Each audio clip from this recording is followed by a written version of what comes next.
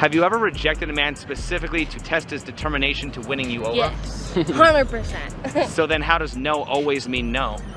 It doesn't. No can mean yeah. Well, that's confusing. No can mean yeah and yeah can mean no. Just depends on how you say it. No means yes to Chad and Tyrone. No means no to the nice guy. Where have all the good women gone? So one thing I always hear is where have all the good men gone, right, in society? However, I just started looking up some stats, okay? 1 in 3 women have an STD. 1 in 3 women have had an abortion. 38% of kids are born into single-parent homes. The average age of first child is 26, which is before the average age of first marriage, which is 30. 45% of marriages end in divorce. The average number of partners for a woman is between 4 and 8, and when women get above 5 partners, their chance of a happy marriage goes from 80% to 20%, depends on the study, plus or minus 10%. And if men pick the wrong woman, they can be financially ruined and their kids can be taken from them. And on top of that, 60-70% of women are overweight in the US. The question is, how does a guy... I don't have STDs and I don't have kids and I don't have friends. I don't have a girlfriend or a wife. What I do have is peace. You've been cutting hair for 18 years. You see a lot of cheating? Yes. I've had people tell me they're more loyal to me as a hairdresser than they are their husbands. So I had a client come in and she was getting her hair blown out and I asked her where she was going and she said, out to dinner at such and such restaurant. So I happened to be going there also with a couple of my friends and I see her out and I introduce myself to the person she was with. They were kissing, hand on the thigh, and didn't think anything of it. Thought it was just her husband because I knew she was married. I thought they were just having a little date night. She comes in a couple weeks later, another blowout. This time, a different gentleman comes in and hands her her car keys. And I looked at her, I was like, oh, who was that? She said, that's my husband. So she was I walked in on a date and it was not her husband she was on the date with. Hair blown out by day, back blown out by night. All right, y'all, so I just broke up with my ex of 5 years, and I literally have no complaints about her. Like, she was perfect, right? I used to, didn't have a car. Now I have a car. But when I didn't have a car, she used to let me ride around in her car all day while she was at work, and I still didn't have a job.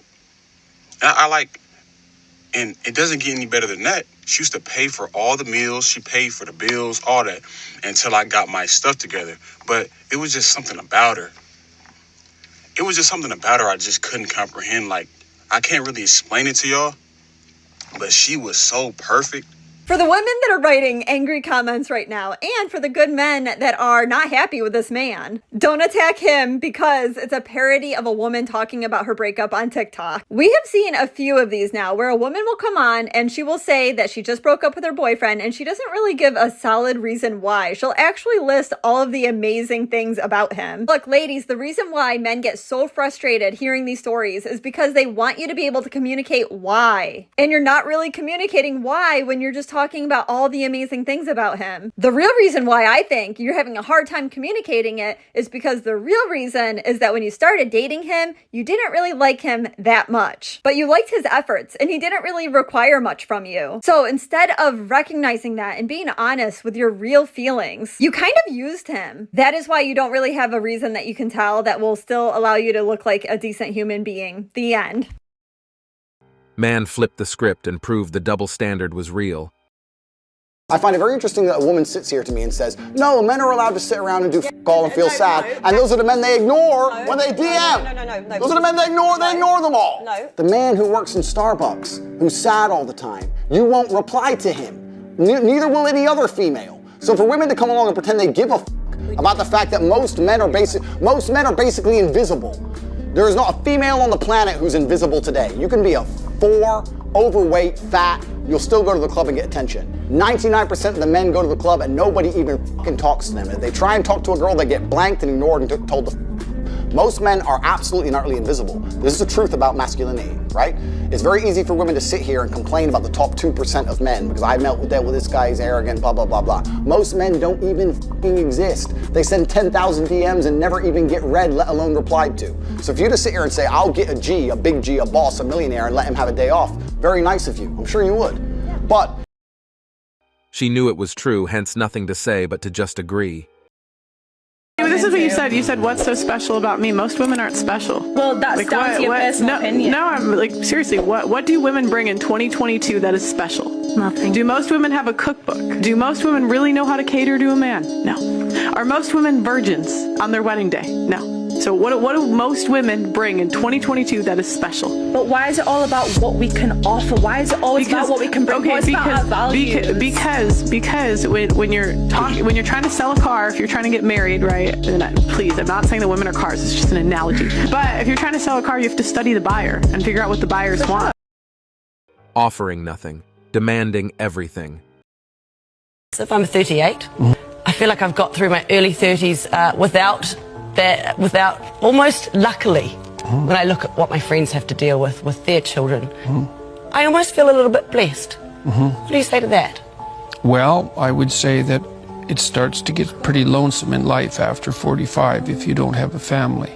It's easy to consider the utility of an intense career, and like you have a very high quality career too, you know, that's something that marks you out from let's say more typical people, and perhaps that's worth more of a sacrifice. But you know, you're going to live till you're 90 in all likelihood, and it's not easy to consider your life across its entire span. And there's something to be said for developing a very close-knit, intimate community around you if you can manage it. You have children, and then you have grandchildren, and what I've experienced in my life, although I've had a very productive career and a very interesting career, it's definitely been the case for me that my family has been more and more important to me as I've got older, and I don't think that that's a uncommon experience. He called her lonely in the most respectful way. If you treat a good man like a secondary option, but you expect his loyalty, that man is going to be gone. But the crazy thing is that you're going to think that he played you, but he didn't, because he just instantly lost attraction. Well, a lot of men have checked out, myself included, not even looking, not looking to date, not even looking for anything physical, just tired of the bullshit and double standards. And that's it for today on Sigma Traits. Make sure you hit that like button, smash that subscribe button, and don't forget to ring that notification bell. Support this channel through membership. You can also support through PayPal, link in the description. Let us know your thoughts in the comments below. See you all tomorrow.